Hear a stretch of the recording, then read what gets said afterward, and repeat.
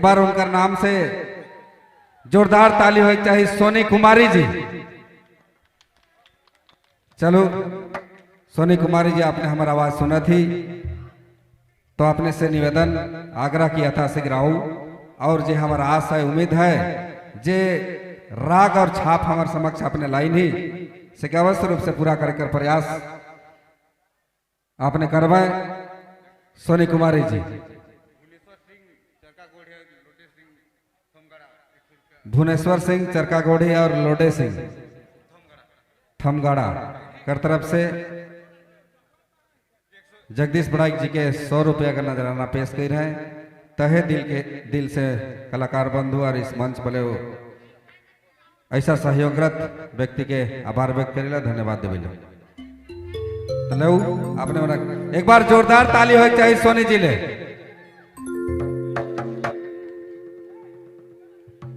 बाजते ना के भाई कैसे है।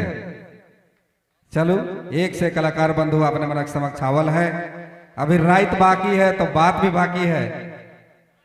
चले आपने मनक जे आस है उम्मीद है अवश्य रूप से पूरा है। हर एक श्रोता और यहाँ आवल तमाम हमारे माए बाप छोटे छोटे भाई नवयुवक साथी मनक जे उम्मीद आपने मन लेके आए इस यात्रा में अवश्य रूप से कलाकार बंधु मनु के पूरा करके प्रयास करवाए।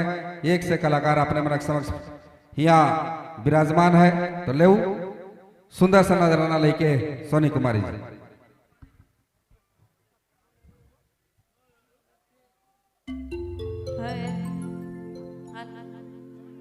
जतई भी आवल माए बाप सबके हमर बटले जमे जमा जो है